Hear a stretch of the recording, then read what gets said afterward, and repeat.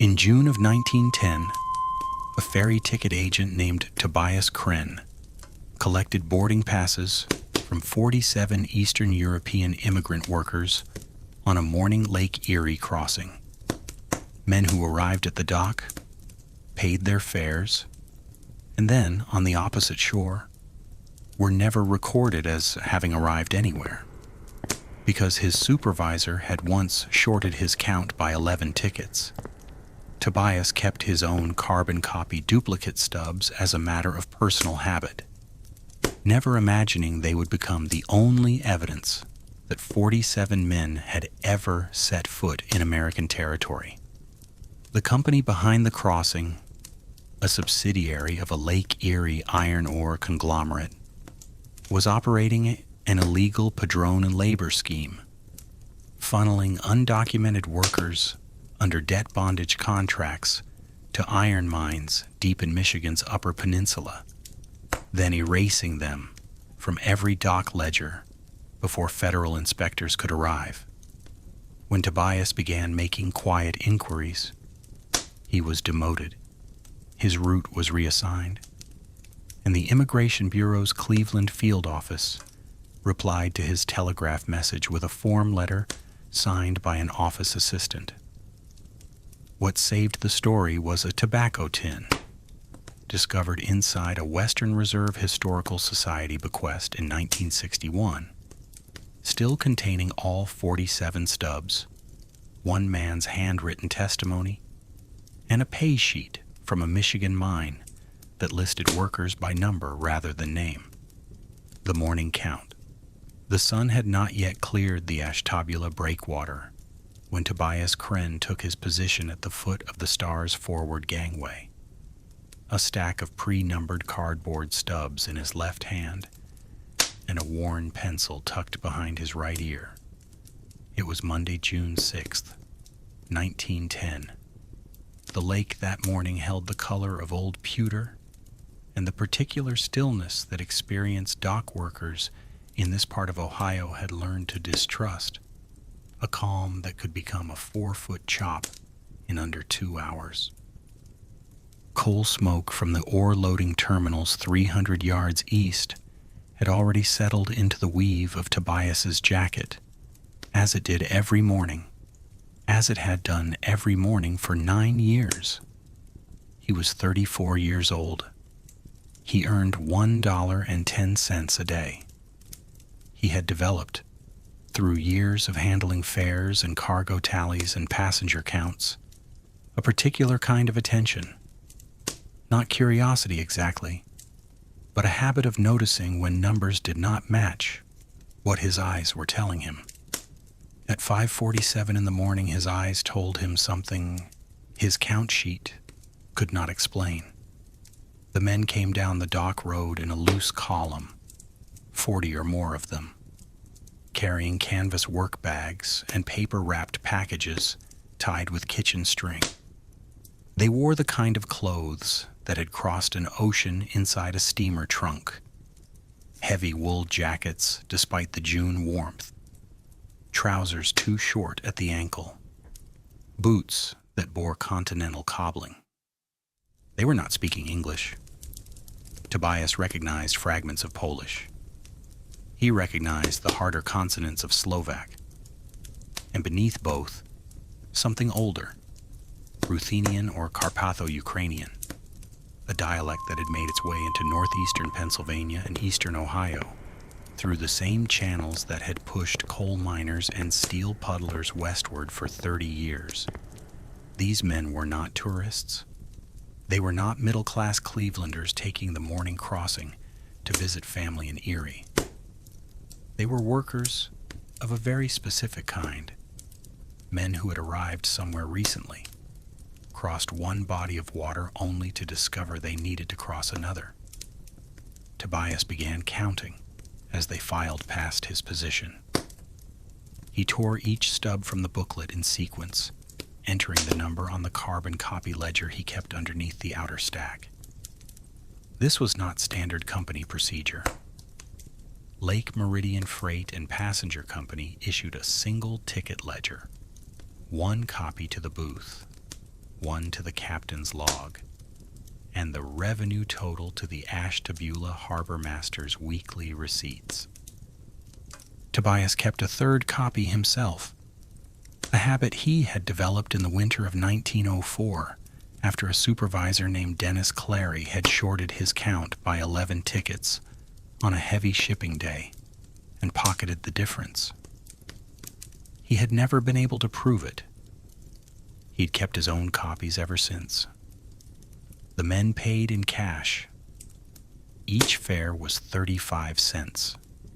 The standard crossing rate for a working passenger on the Ashtabula to Conneaut run, 18 miles across the lake and roughly 40 minutes of running time in calm weather.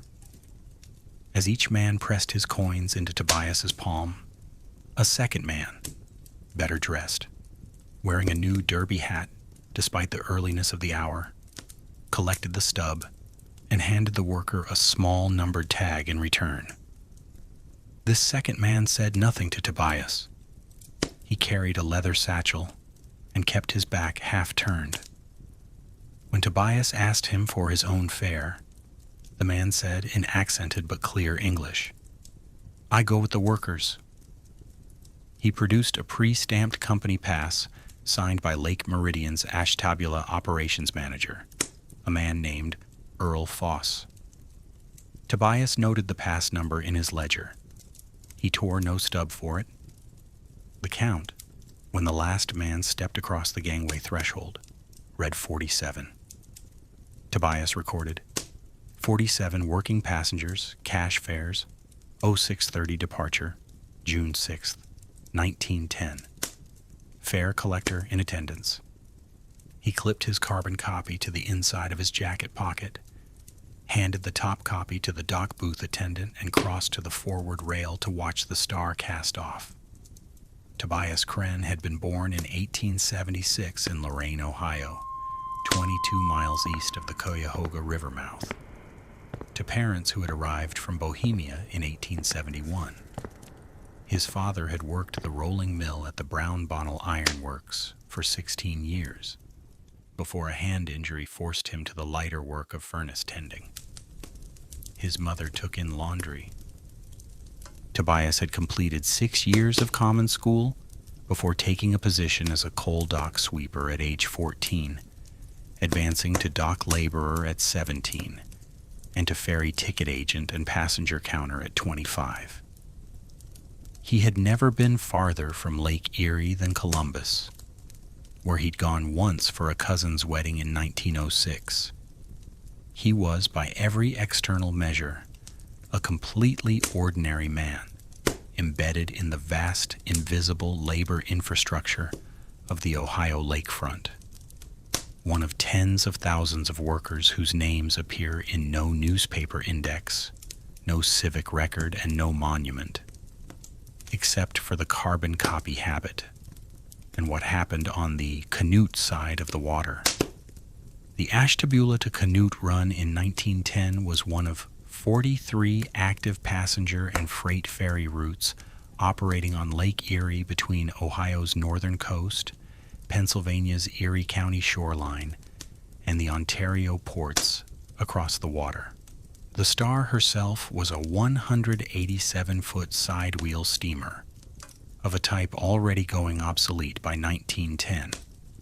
Built in 1891 for the Buffalo to Cleveland overnight mail service, given one boiler rebuild in 1898, and sold to Lake Meridian in 1903 for regional short-haul work. She carried freight in her lower hold and passengers on an open upper deck protected by canvas awnings and a small enclosed cabin fitted with 6 bench seats. She was not a luxurious vessel. She was a working machine. And in the spring and summer of 1910, she had become something else as well. A transport link in a labor recruitment network that nobody on the Ohio dock had been authorized to discuss. The padrone system, the practice of ethnic labor agents contracting workers, almost always recent immigrants, to industrial employers, in exchange for fees paid by both the worker and the employer, had been a fixture of American industrial life since the 1880s. By 1907, the United States Immigration Commission, known as the Dillingham Commission, had documented padrone operations across 27 states, employing an estimated 340,000 workers annually in mines, mills, railroads, and foundries.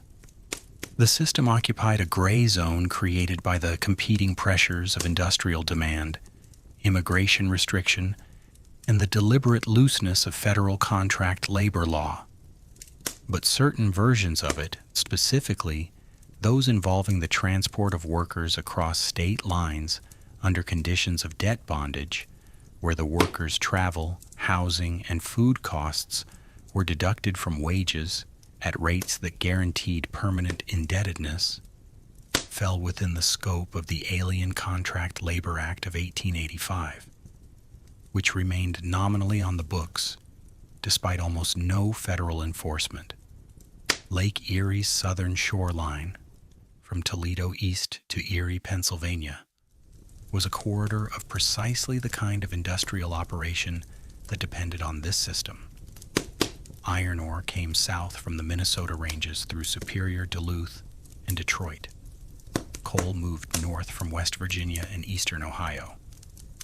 Steel, refined ore, and coke products flowed in all directions through a network of private rail and lake freight connections, tying together companies whose ownership interlocked at the level of Cleveland and Pittsburgh banking.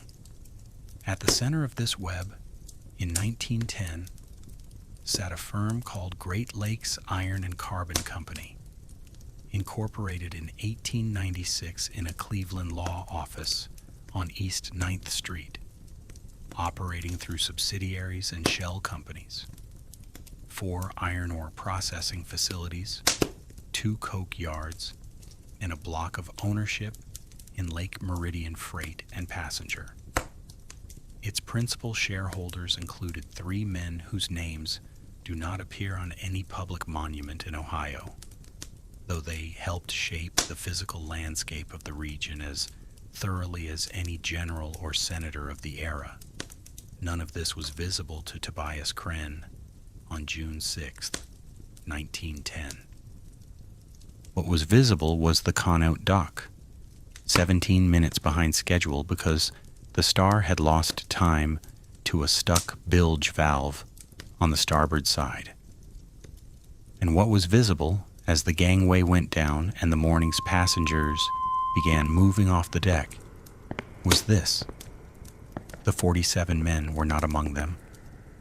He counted the disembarking passengers 3 times. Families, 4 commercial travelers with sample cases, a hardware dealer he recognized from the weekly crossing, a nun from the Catholic mission in Conneaut, 11 additional passengers who had boarded from the captain's side of the count, walk-ons, handled separately, normal for working day crossings. The 47 men were not on the deck. They were not in the enclosed cabin. They were not waiting at the rail. Tobias walked the full length of the upper deck twice. He checked the freight hold stairway. He looked across to the dock where the gangway end met the Conneaut wharf. There was no group of work-bag-carrying immigrant men moving along any visible surface in any direction. 47 people had stepped onto the Ashtabula Star. 47 people had not stepped off. His first attempt at an explanation was the most obvious one and the most wrong. He approached the Star's first mate, a man named Claude Hessler, who had worked the Lake Erie routes for 11 years, and told him what he had counted. Hessler said the men had been moved through the freight hold to the Conneaut dock's lower access ramp, a staging area used for cargo offloading, and had been directed by the man in the derby hat to a waiting transport on the far side of the freight shed. He said this in a tone that communicated with complete clarity that Tobias should ask nothing further. They were through freight, Hessler said. Manifested as cargo transfer. That's Earl's business, not yours. Through freight was a real classification. It referred to passengers or cargo that boarded at one location for transfer to another vessel rather than for local disembarkation.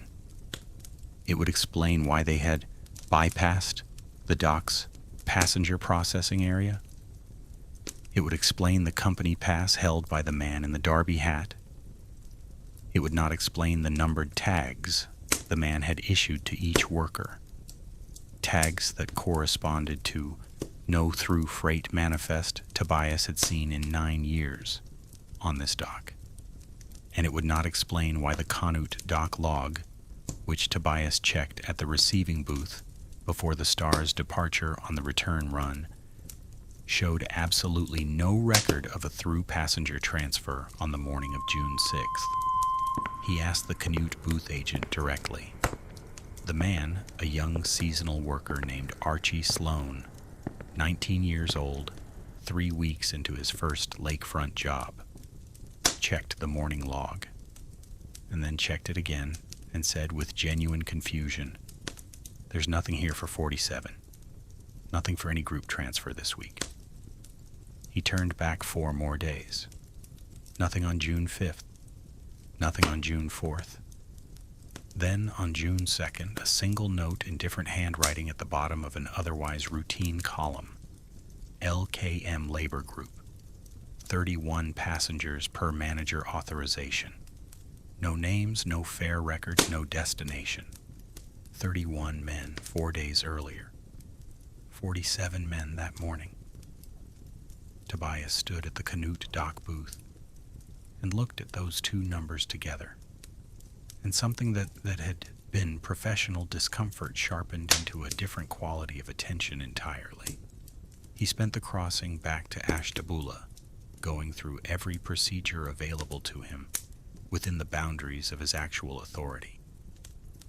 He checked his stub sequence against the fare totals from the previous 3 weeks' working passenger runs and found a consistent undercount in the company ledger. Not large, never more than 6 or 7 passengers per run, but present across 11 of the 14 crossings he could access records for. Someone had been removing working passenger fares from the revenue count before the weekly totals went to the harbor master. The difference amounted to roughly $14 per week. Over 4 months, that was close to $220. Not an enormous sum, but large enough in 1910 to constitute a deliberate and sustained act of financial concealment. He brought this to Earl Foss's office on the afternoon of June 6th. Foss was Lake Meridian's Ashtabula operations manager, a compact gray-haired man of 52 who kept a perfectly clean desk and spoke in sentences that committed to nothing. Tobias laid his carbon stubs on the desk alongside his handwritten count notes and described what he had counted, what the Canute log showed, and what the ledger discrepancy suggested. Foss picked up the stub booklet, looked at it, and set it back down. He said without raising his voice, "Those are not authorized company records." He said, "The men you counted were part of a labor management contract that falls outside routine passenger manifesting." He said, "Your job is to collect fares and maintain the booth. It is not to audit cargo procedures." He did not ask Tobias to leave the stubs. He simply reached across the desk, picked up a telephone receiver, and began speaking to someone at another number while Tobias was still standing there. Tobias walked back to the dock with his stubs still in his jacket pocket. That was the second failure. It would not be the last. He spent the next 11 days making quiet inquiries through the channels available to a man of his position. He walked to the Ashtabula County Courthouse on June 8th and examined the county clerk's labor contractor registrations. He found 47 registered contractors operating in Ashtabula County as of January 1910, of which 12 listed Lake Erie transport as part of their service area. He wrote down 6 names. He visited the Ashtabula Public Library on June 10th and worked through 3 months of the Ashtabula Star Beacon, issue by issue. He found no news item mentioning a labor group transfer on any Lake Erie ferry route. He found on page 7 of the May 14th edition a 4-paragraph story about a Slovak worker named František Horak, who had been discovered wandering the rail yards in Connaught on May 11th, unable to communicate where he had come from or where he intended to go. The paper reported that Horak had been taken to the Connaught city lockup and subsequently released to a company representative who could not be named in print. No further story appeared. František Horak. That name, buried 6 words into a paragraph on page 7, was the first crack in the wall. Tobias located Horak through the Slovak Catholic community in Connaught. 11 days of careful asking through a chain that began with a priest at St. Wendelin Parish in Ashtabula, moved to a boarding house keeper on Connaught's south side, and ended at a small house on Division Street, where Horak was living with 3 other men, working day labor at the Connaught Harbor dredge operation, and very deliberately not talking to strangers. He was 26 years old. He had arrived in New York in March 1910 on the steamship Kronland, carrying a work contract written in Slovak that he had signed in Bratislava, understanding it to promise him a steel mill job in Pennsylvania for $1.75 a day. He had been met at the battery by a man named Vaclav Hora. He had been put on a train to Cleveland with 30 other men from the same vessel. He had been transferred to a second train to Ashtabula. And then he had been put on a boat. "Where did the boat take you?" Tobias asked. Horak looked at the window for a long time before he answered. When he finally spoke, he said the name in Slovak, and Tobias had to ask him to repeat it. "Calumet," Horak said quietly. "Somewhere north of Calumet. A mine. In the trees. Calumet. Upper Michigan. 430 miles from Ashtabula." Tobias walked back from Division Street that evening with 47 carbon copy boarding stubs in his jacket, 1 Slovak man's testimony held carefully in his memory, and the name of a labor agent who moved human beings through Lake Erie ferry docks as though they were sacks of processed ore. He had no employer's support. He had no legal standing.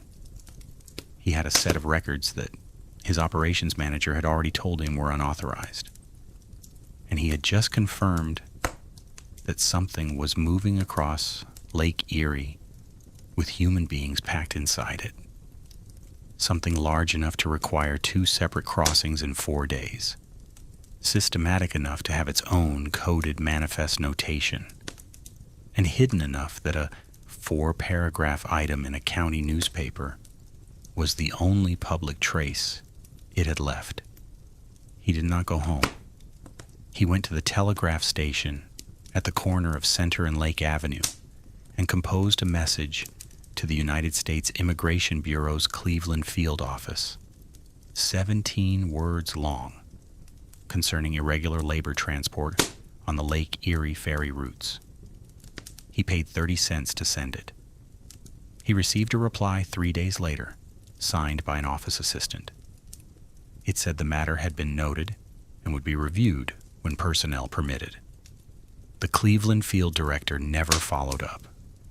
3 failures, 3 walls, and 46 men still unaccounted for somewhere north of Calumet, Michigan, in iron mine country, where a work contract in a language you could barely read had a way of keeping you underground for as long as the company decided it needed to.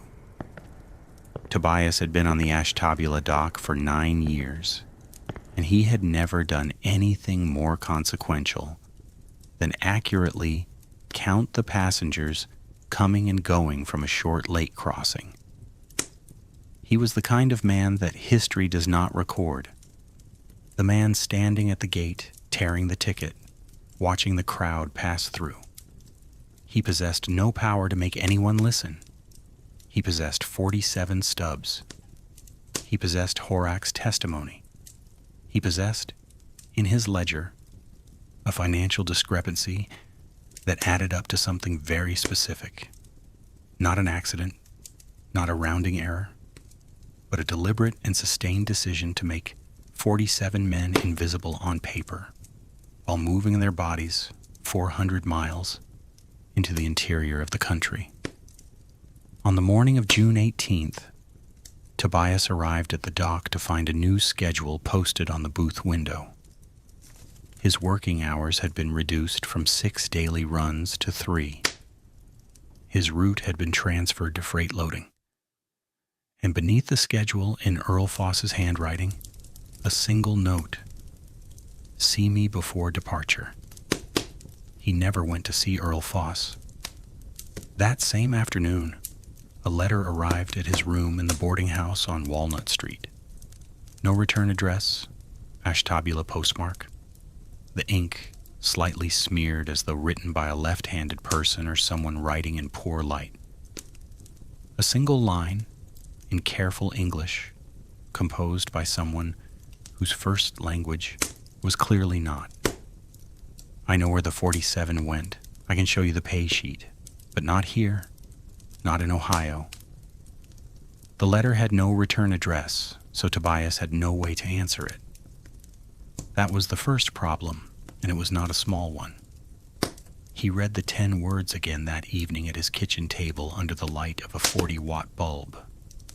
"I know where the 47 went. I can show you the pay sheet, but not here, not in Ohio." And then he laid the letter flat and examined the envelope. Ashtabula postmark, dated June 17th. The stamp was centered with unusual care. The handwriting on the address line was precise in the way that suggests someone for whom writing in a foreign alphabet is a conscious physical effort. He looked at the smudge on the lower left corner of the envelope and recognized it. Chalk dust, or lime. The kind that settles into work gloves near a kilning operation, near a processing facility, near a place where ore gets turned into something the railroads can use. He put the letter inside the tobacco tin where he kept his carbon copy stubs. He waited. The second letter arrived 8 days later on June 26th. Same handwriting. No return address. This one contained 4 more words and a location: Cleveland, Slovenian Hall, Sunday. He took the early Erie Railroad coach on Sunday, June 29th, arriving in Cleveland at 9:30 in the morning. The ride was 47 miles and cost 70 cents.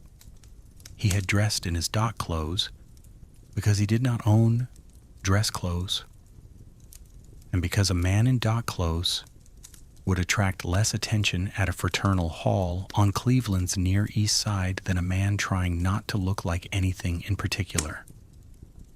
The hall was on St. Clair Avenue, 3 blocks east of East 30th Street, a brick building with a hand-painted sign above the door, and the smell of coffee and cigarette smoke drifting through the open windows. It was 11 in the morning on the last Sunday of June, 1910.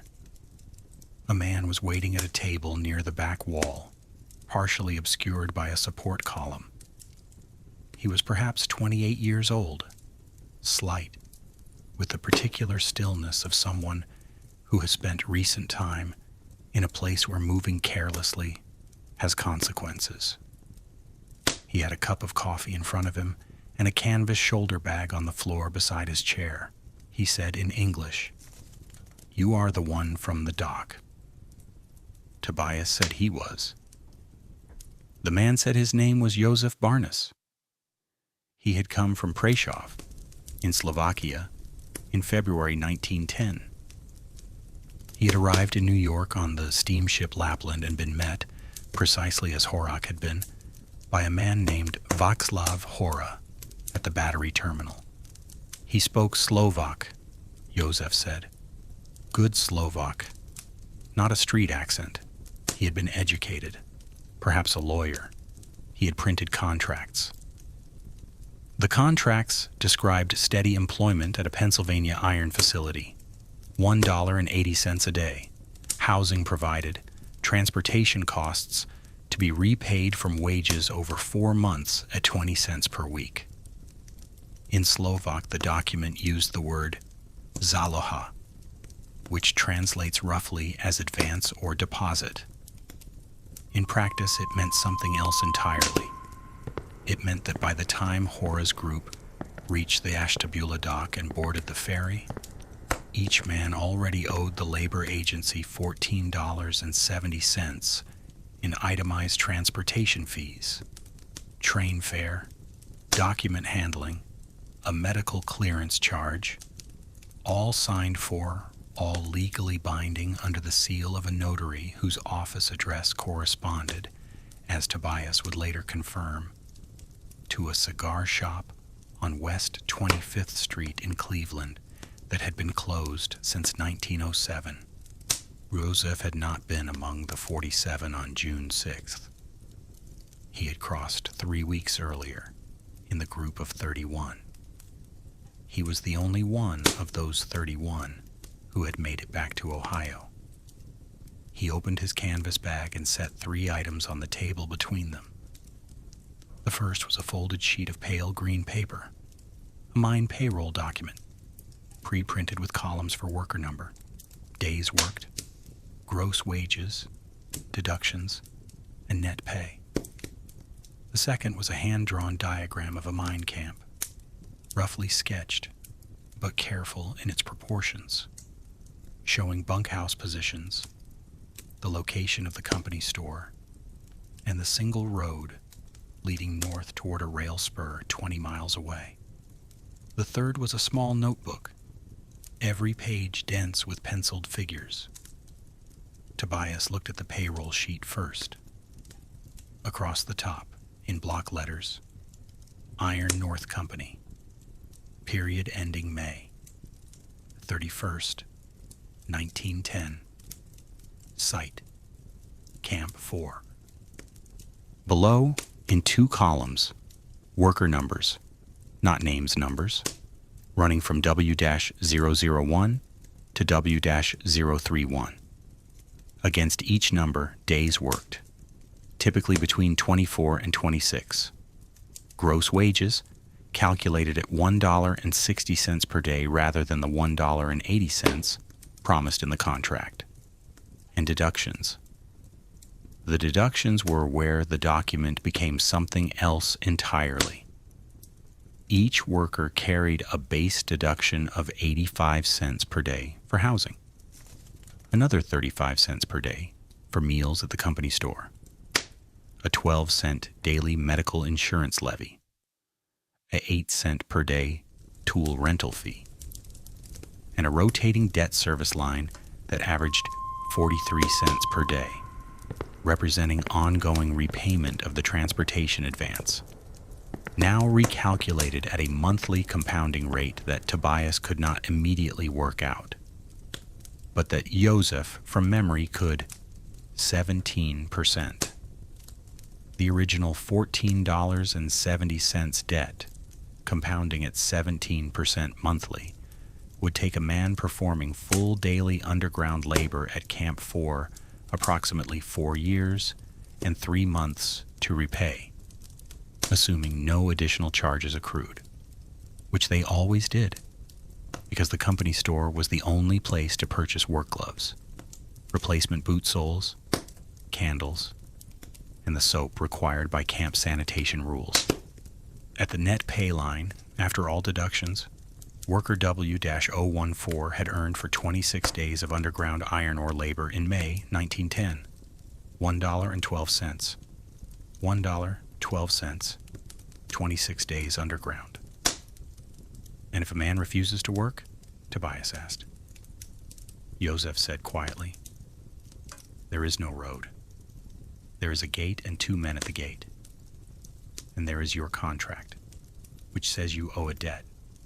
And until the debt is paid, the company has right of claim on your labor. It is in paragraph 9.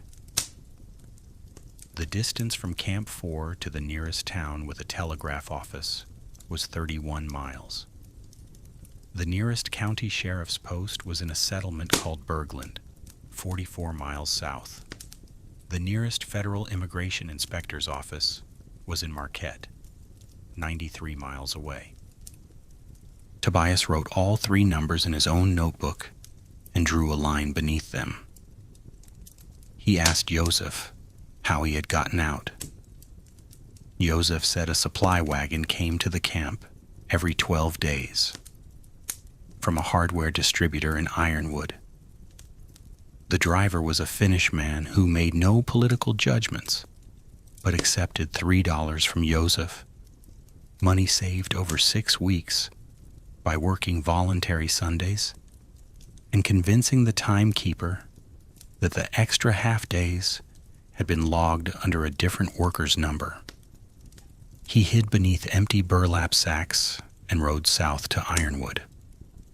From Ironwood, he took a Sioux Line freight car east to the Straits of Mackinac, crossed by public ferry, and worked his way south through Michigan and into Ohio over 9 days, eating twice a day when he could and once when he couldn't.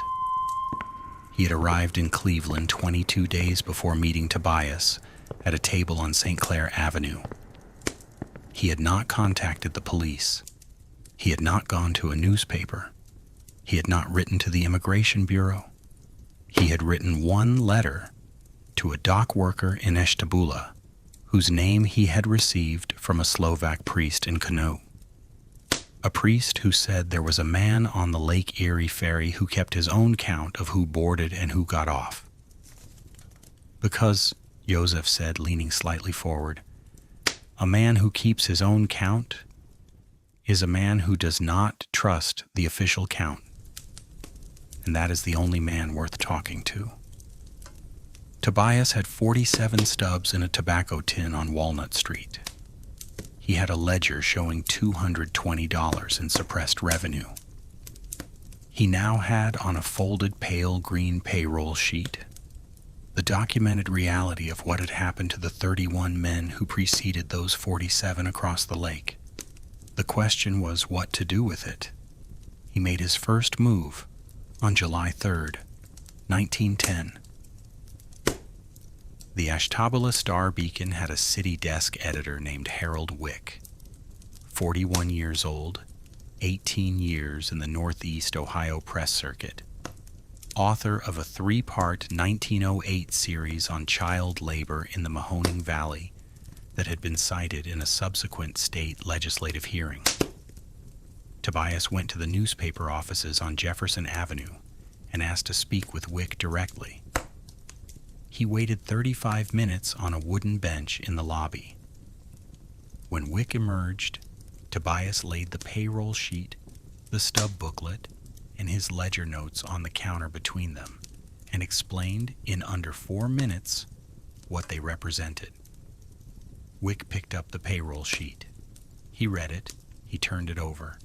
He set it down.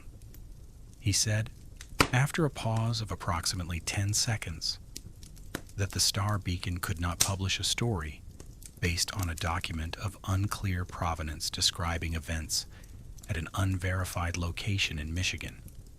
He said federal labor policy made the legal status of such contracts genuinely ambiguous. He said, and here his voice acquired the slight flatness of a man repeating something he had been told, rather than something he had concluded himself, that the paper had an obligation not to damage legitimate industrial operations on the basis of a single worker's account. He did not ask to keep the payroll sheet. He thanked Tobias for coming in. He was back at his desk within 4 minutes. One wall. Tobias went next to the Ohio Bureau of Labor Statistics Northeastern Field Office, operating out of 2 rooms on the 3rd floor of the Ashtabula County Courthouse. The field inspector was a man named Walter Breen, 55 years old, appointed in 1902, who had in 8 years completed 4 formal labor inspection reports for Ashtabula County, none resulting in any citation or enforcement action. Tobias showed him the same materials. Breen examined the payroll sheet and said the document appeared to describe operations in Michigan, which fell outside his jurisdictional authority. He said that complaints about Michigan labor conditions should be routed to the Michigan Bureau of Labor and Industrial Statistics in Lansing. He gave Tobias a printed form and 3 sheets of carbon paper. He said the form should be submitted in triplicate, 2 walls, 6 days.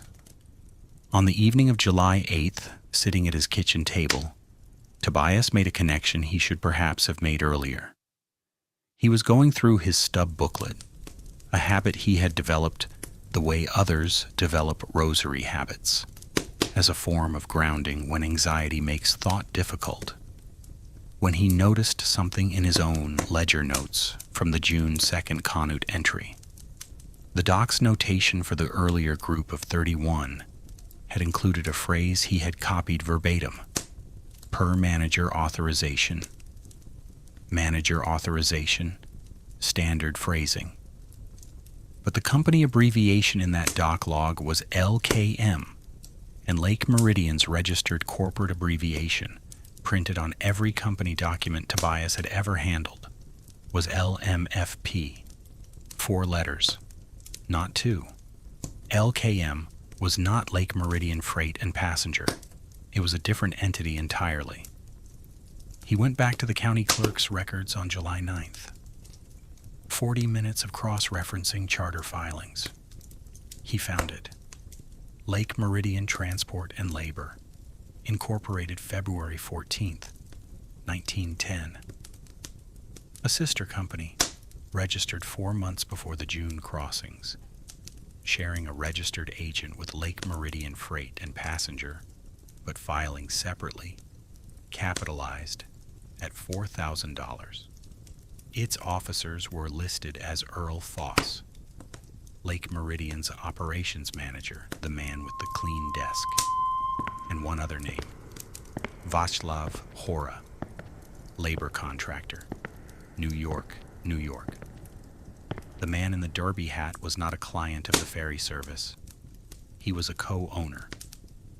The padrone was not contracting through the ferry company. He was the ferry company. Earl Foss was not a manager facilitating a client's labor transfer. He was a partner in the mechanism that moved the men, erased their fares from the ledger, and deposited them 400 miles north into a camp where they owed 17% monthly compound interest on a debt they could only repay in the currency the same company controlled. Tobias sat with that for a full minute. Then he looked at the 11-day gap between June 6th and the first letter's arrival. 11 days during which Foss had known Tobias had the stubs, and during which the company had done nothing more forceful than reassign his route and post a note on his booth window, which meant one of 2 things. Either Foss believed Tobias would go quiet, or Foss knew something about the reach of this arrangement that made a dock worker with a tobacco tin seem like a containable problem. He was standing in a field whose perimeter was considerably larger than he had mapped. He met Joseph again on July 14th at the Slovak Catholic Parish Hall in Ashtabula. He showed him the incorporation record. Joseph looked at Hora's name and said nothing for a long time. Then he opened the small notebook, the one Tobias had barely examined in Cleveland, and turned to page 11. Numbers only, no text. W-001 through W-031, with dates beside each. Arrival dates, Joseph explained. The days each man had reached Camp 4. They clustered between April 14th and April 17th for most of the column. But beside one number, W-019, there was a second date, written in harder pencil pressure, as though added later, May 24th. And beside that date, a single Slovak word. Tobias asked Joseph to translate it. Poreb, Joseph said. It means burial. Worker W-019 had died underground at Iron North Company Camp, 4 on or around May 24th, 1910. He had died 28 days after arriving at a camp he had reached by crossing a lake that had no record of his presence. He had been buried. Where, the notebook did not say. His name appeared nowhere in any Michigan County coroner's file, because no death had been reported to any authority. He was a man who had boarded a ferry in Ohio, traveled to a mine in Michigan, worked for 28 days, died, and been placed in the ground without a single official document in any jurisdiction confirming he had ever existed on American soil. Tobias sat with that for a full minute before he could speak. "Do you know his name?" he asked. Joseph opened the notebook to page 3, where the numbers and their original Slovak names were listed in columns. The list he had reconstructed from memory during the 9 days it had taken him to reach Ohio, because he had understood even then that names were the one thing the company could not provide, and therefore the one thing that mattered. He ran his finger down to W-019. He turned the notebook so Tobias could read it. The name was Michal Duda, age 23.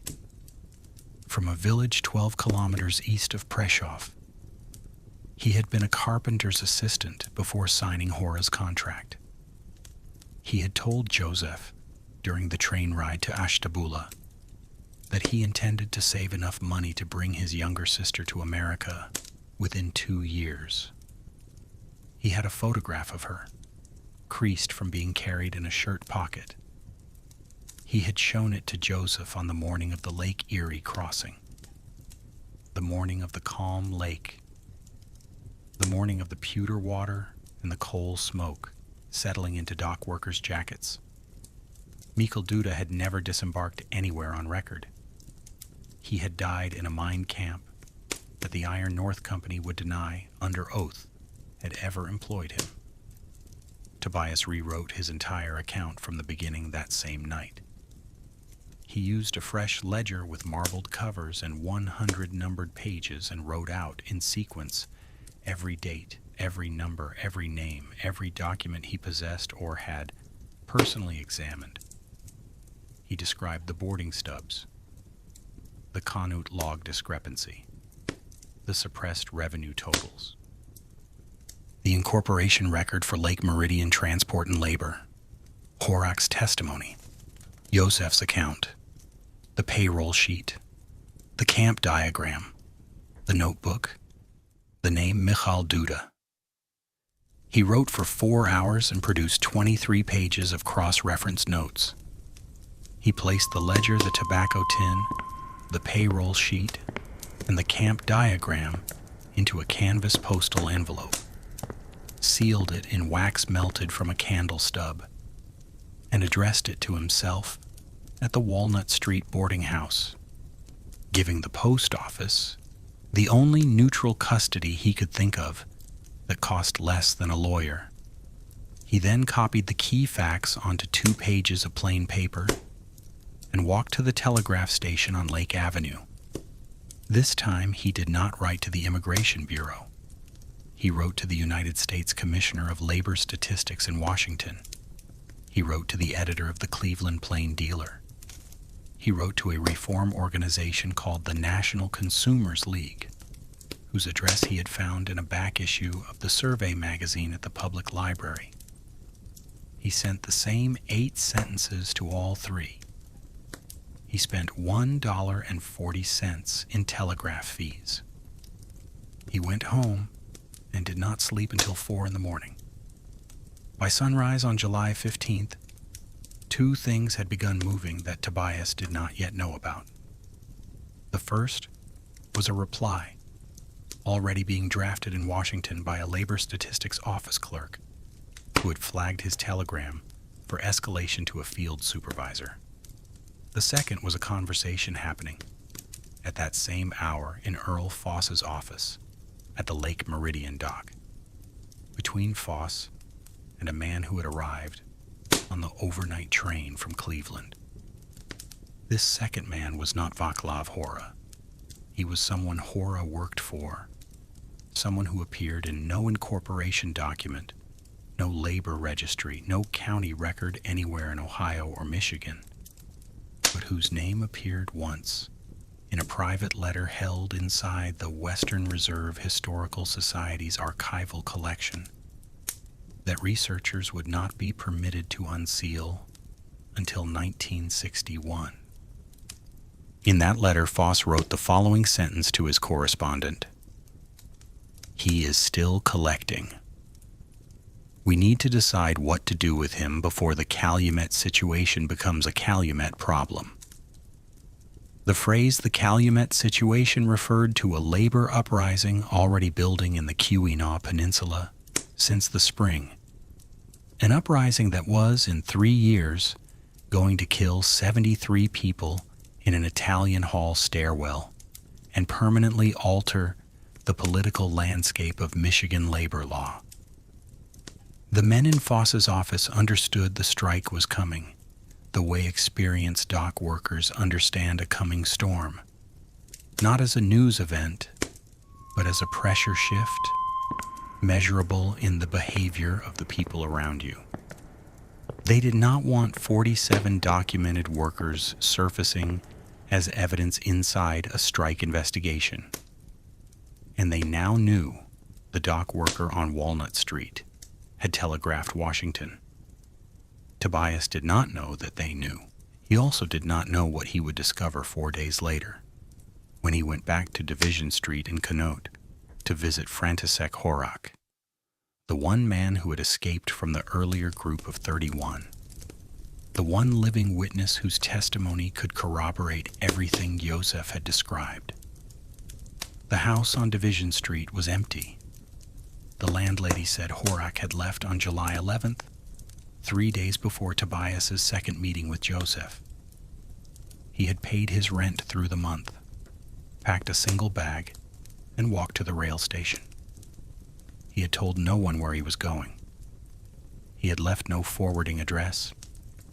He had left, the landlady said, with 2 men she did not recognize, both of them well-dressed, neither of them Slovak.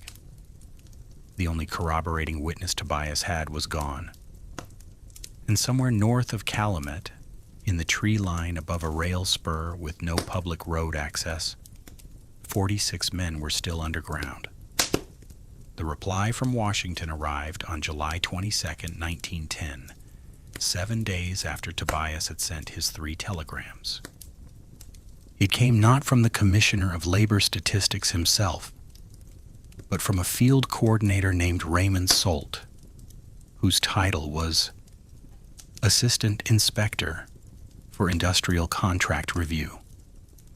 The letter was 3 paragraphs long. The first paragraph confirmed that Tobias's communication had been received and logged under reference number L-1910-4471. The second stated that contract labor irregularities involving interstate transport fell under a complex jurisdictional arrangement requiring coordination between federal labor, immigration, and commerce offices, and that such coordination could take between 60 and 90 days to initiate. The third paragraph contained one sentence that Tobias read 4 times before folding the letter and placing it in the tobacco tin alongside the boarding stubs. In the interim, you are advised to preserve any physical documentation in your possession and to refrain from further independent inquiry that could compromise a potential federal review. Refrain from further independent inquiry. He set the tin on the kitchen table and looked at it. 47 stubs, 1 payroll sheet, 1 camp diagram, 1 notebook, the name Michal Duda, 1 letter from Washington telling him to stop moving and wait 60 to 90 days, while the men he had counted across a lake gangway remained underground in Michigan, compounding debt at 17% per month. The letter was, in its way, a fourth wall. It was simply built by different hands. He did not stop moving. The National Consumers League had been founded in 1899 by a woman named Florence Kelly, who had spent 6 years as Illinois' first factory inspector and had developed, through that work, a thorough understanding of the relationship between documentation and power. Specifically, the understanding that documented suffering and undocumented suffering are not the same thing in any courtroom, legislative hearing, or newspaper in America. By 1910, the League had 43 chapters operating across 17 states, investigating labor conditions in textiles, food processing, railways, and increasingly, the padrone contract labor networks, feeding workers into the industrial interior of the Great Lakes region. The League's Ohio chapter was headquartered in Cincinnati.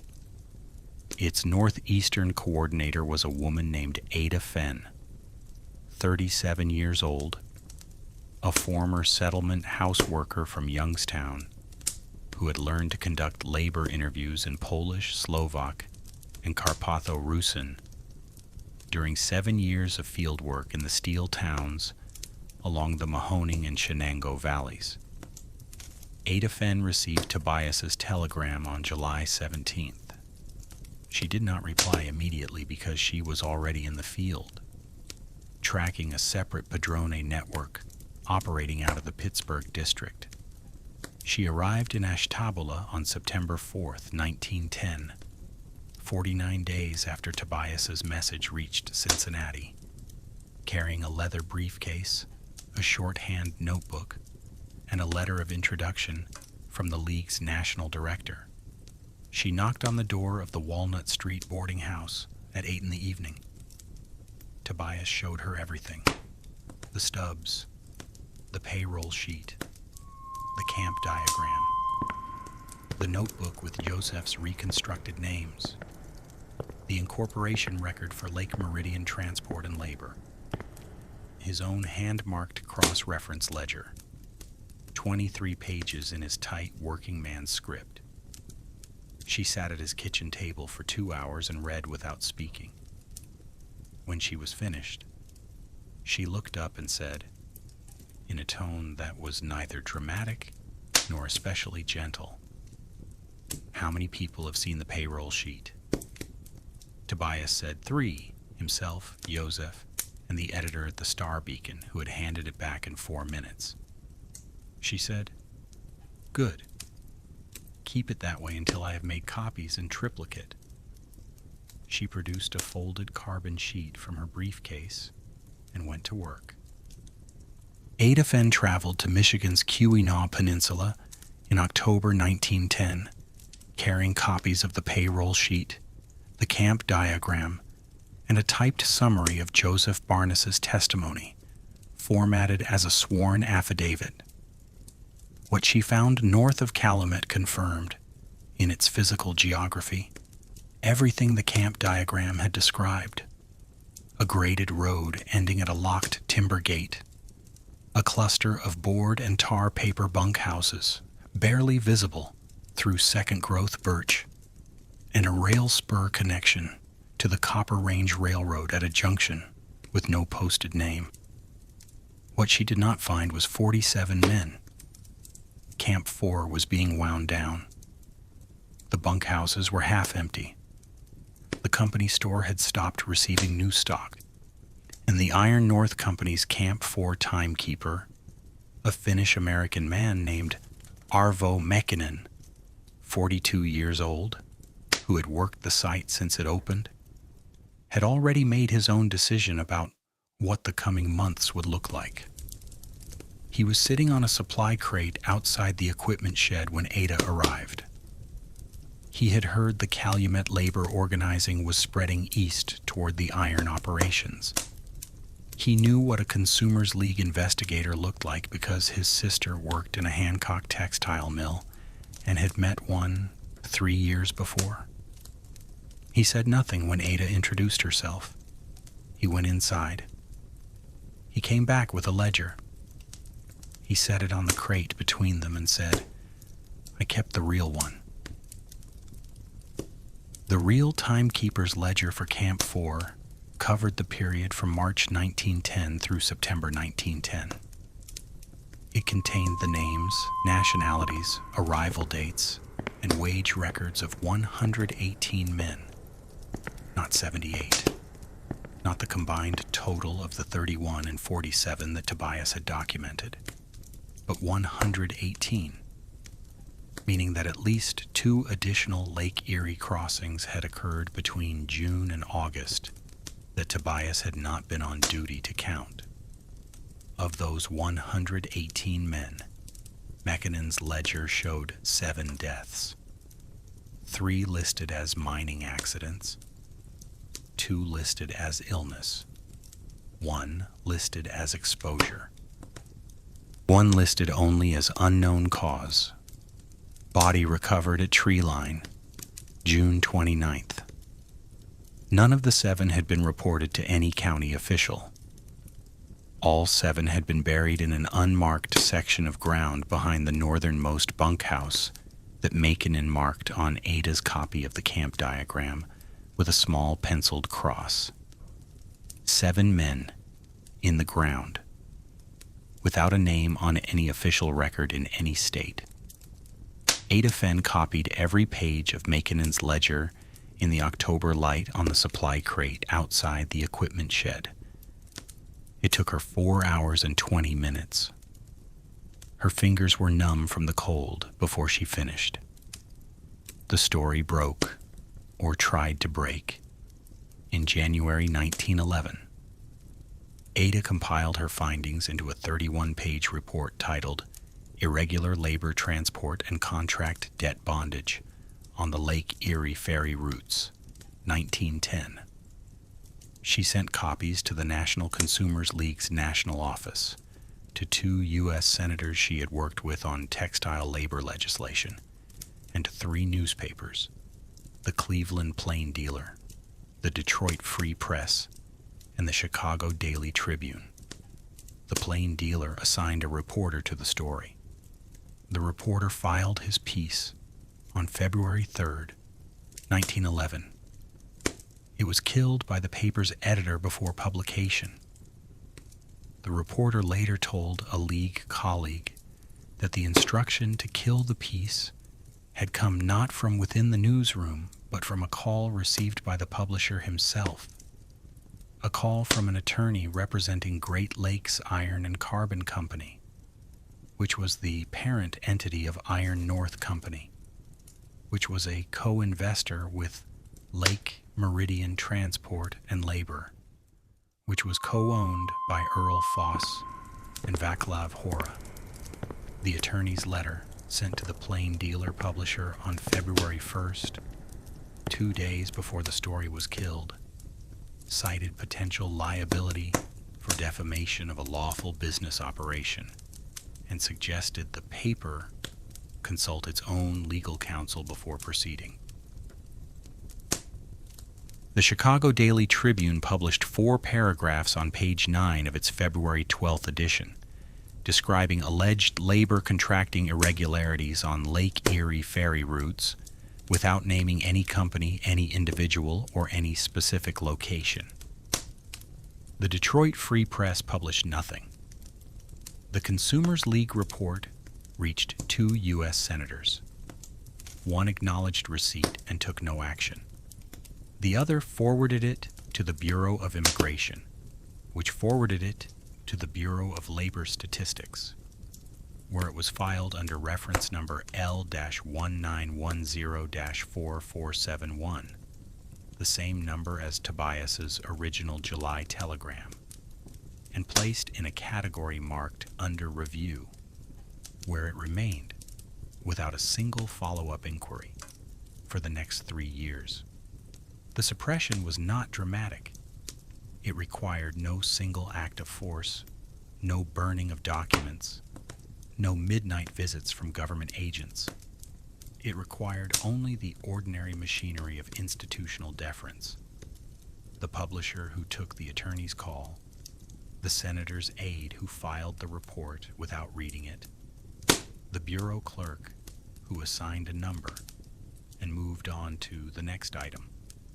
The men at Camp 4 remained underground, not because anyone had gone to extraordinary lengths to keep them there, but because the systems that might have extracted them were designed through decades of quiet relationship building between industrial capital and public administration to receive complaints like Tobias Krenn's and convert them into paperwork.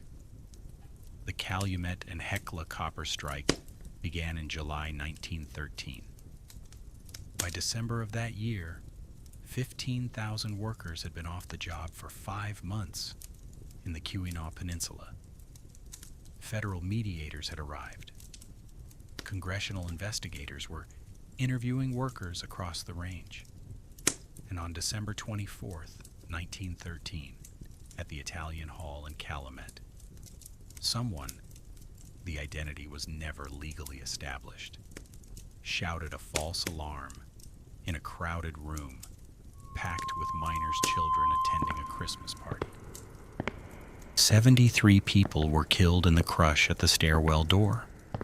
60 of them were children. The Italian Hall disaster brought the full weight of national labor press attention to the Keweenaw Peninsula in a way that Ada Fenn's 31-page report had never managed. And in the weeks that followed, as investigators and journalists moved through the range, documenting the conditions that had produced the strike, they found the remnants of what had been the iron contract labor camps east and north of Calumet. They found Arvo Mäkinen, still in the area, still in possession of his real timekeeper's ledger. They found the ground behind the northernmost bunkhouse at Camp 4, marked with no stone and no cross, in which 7 men lay buried without a name above them in any record.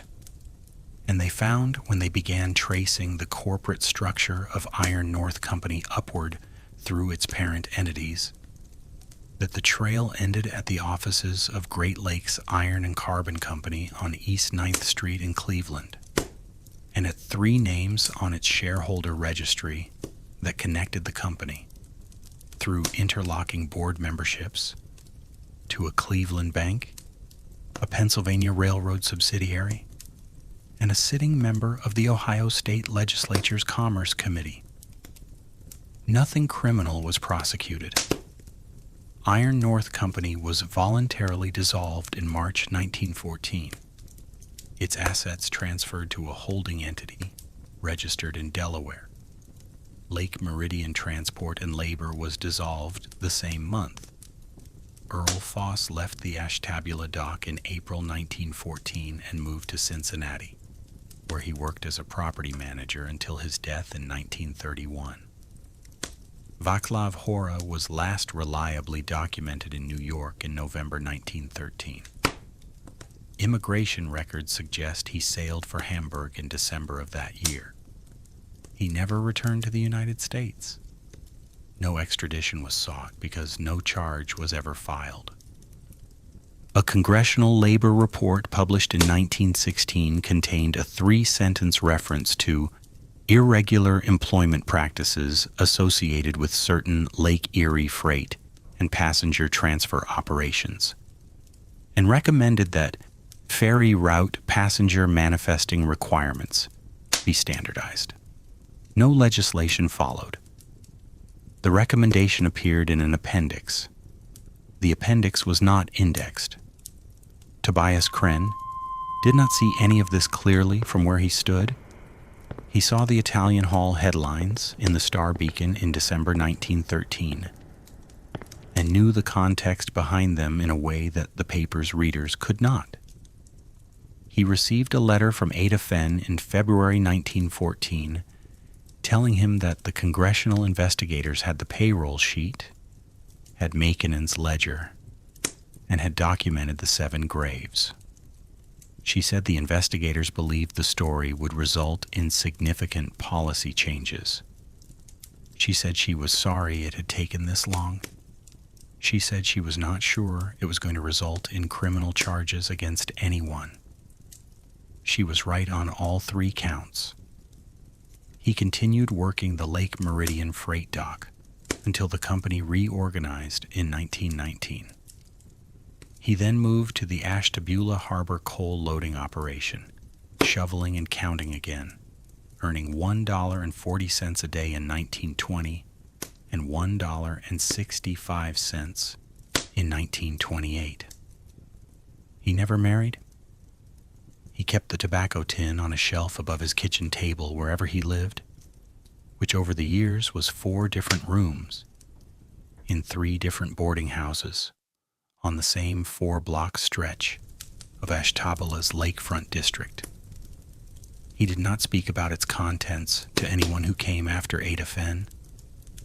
He had watched the machinery of suppression operate at close range, and he understood, with the clear-eyed pragmatism of a man who earned his living counting things, that a tobacco tin on a shelf was a more durable repository than any federal reference number. He grew old on the lakefront. He died on March 11th, 1944, at the age of 67, in a room on Walnut Street, the same street where the letter with no return address had found him in June 1910. He left no will. He left no family.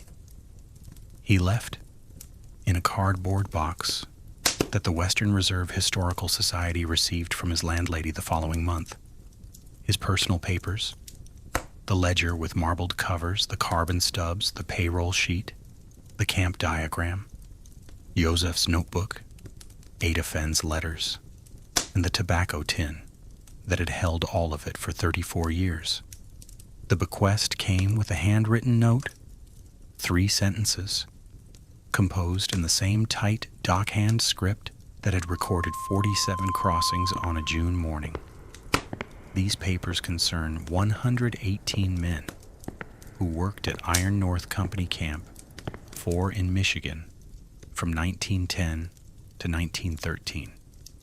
7 of them are buried there without names.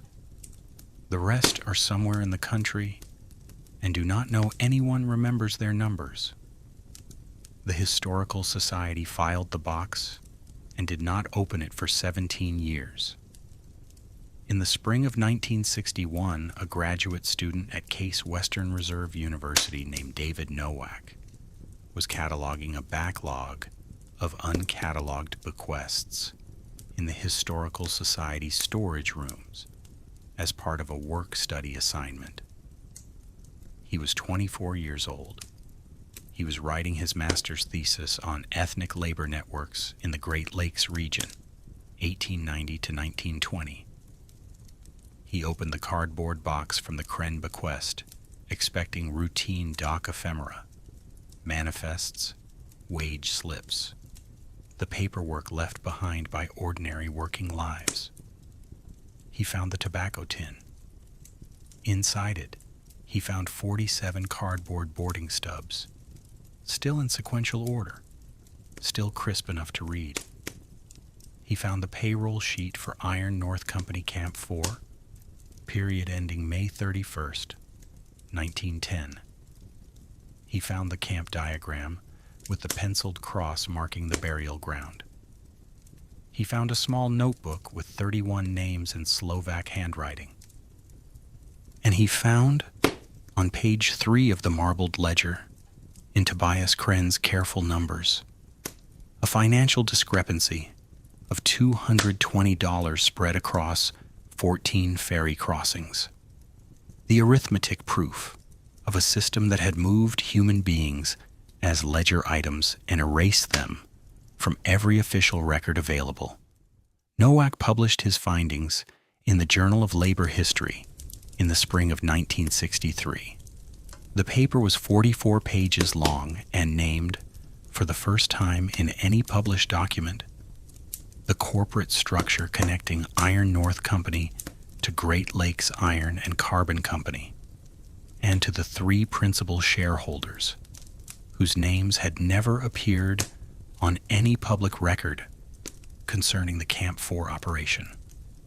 2 of those men were dead. 1 was still alive, 81 years old, residing in a house on Lake Erie's shore in Mentor, Ohio, 29 miles west of Ashtabula. He made no public statement in response to the paper. His attorney sent the Journal a 3-page letter asserting that the article contained factually unsupported allegations. The Journal's editors reviewed the letter, reviewed Nowak's documentation, and published a 1-paragraph response, noting that all claims in the article were supported by primary documents now held in a public archival collection. The attorney did not follow up. Nowak's paper triggered a secondary investigation in Michigan. A state historical commission located the grounds of Camp 4 in September 1963. The bunkhouse structures had long since collapsed and been reclaimed by birch growth, but the soil behind the northernmost foundation retained, in its compaction, the outline Makinen had marked on the camp diagram 53 years before. Forensic examination of the site confirmed the presence of 7 burial areas.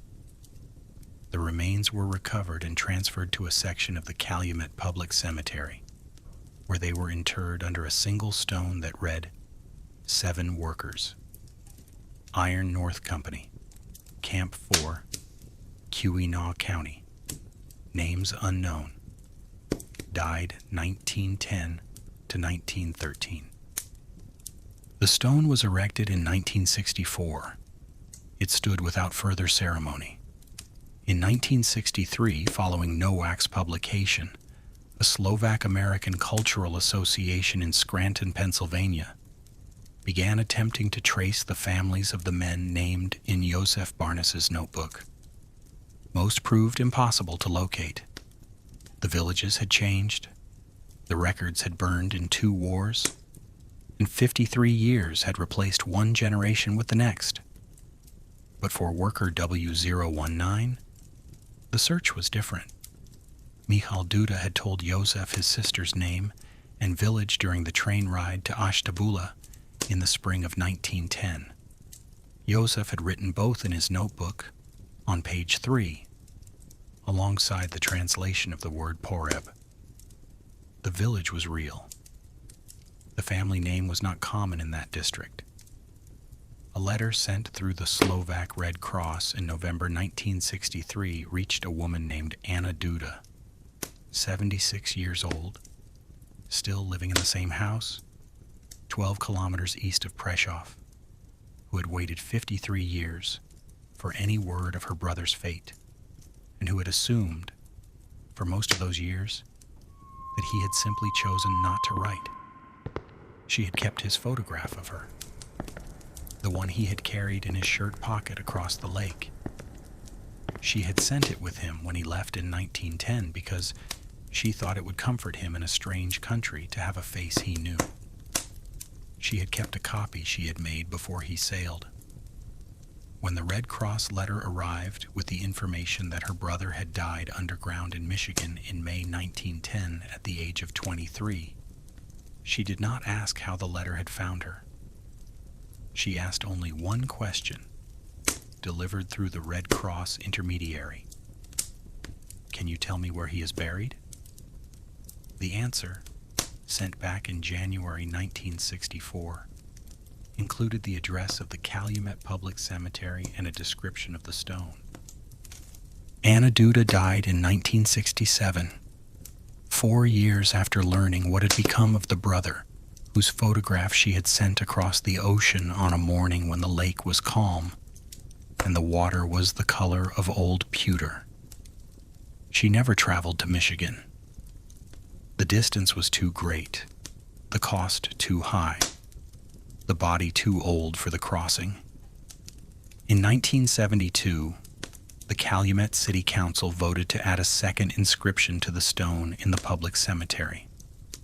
The motion passed 4-2. The new inscription added 8 names, 5 recovered from Meckinon's ledger, 2 from Joseph Barnes's notebook, and 1 from a payroll cross-reference Nowak had been working on since 1963. The 8th name, added last, at the bottom of the carved column was Michal Duda, age 23. Prešov, Slovakia, arrived June 6, 1910. The date was the date on Tobias Krenn's boarding stubs, the date of the morning crossing. The flat lake and the coal smoke. The men with the continental boots coming down the dock road in a column, paying their 35 cents apiece, stepping onto a boat that the company had no intention of recording. Tobias had written 47 on his count sheet that morning. He had been right. He was always right about the count. Of the 118 men documented in Meckinon's ledger as having passed through Camp 4 between March 1910 and September 1913, only 19 were ever positively identified by name and origin. 3 of those 19 were eventually traced to living relatives. The remaining 99 names remain unconfirmed in any civil record in the United States, Slovakia, Ukraine, or Poland. They moved through the country's industrial system and were absorbed into it, into the labor rosters of Michigan mines, Wisconsin foundries, Pennsylvania steel yards, under assorted incomplete names, anglicized surnames, and the casual indifference of employers who needed work done and asked no questions that would complicate the asking. They're in the country, Tobias wrote in 1944, and they do not know anyone remembers their numbers. Someone did remember. Not the newspapers, not the Federal Bureau, not the Ohio labor inspector with his triplicate forms, not the plain dealer publisher who took the attorney's call. A dock worker on $1.10 a day, standing at the foot of a gangway on a flat June morning, tearing stubs from a booklet in careful sequence, keeping his own copy, because he had learned 11 years before that the company's count and the truth were not always the same number. He put 47 pieces of cardboard in a tobacco tin. He kept the tin for 34 years. A graduate student found it in a storage room in 1961 and published what was inside it in 1963 and wrote an address on a letter in 1963 that found an old woman in a village east of Prešov who had been waiting 53 years for someone to tell her where her brother went. That is what 47 boarding stubs contain when the man holding them understands that a number is not just a number. A number is a name that hasn't been found yet. A number is a person on a boat on a calm lake crossing toward a country that is not yet looking for them. A number is the proof that you were there, that you paid your fare, that you stepped across the threshold in the pale light of an Ohio morning and entered a world that intended to make you disappear. 47 of them crossed. 47 is the number on the tin. It is the only monument most of them will ever have.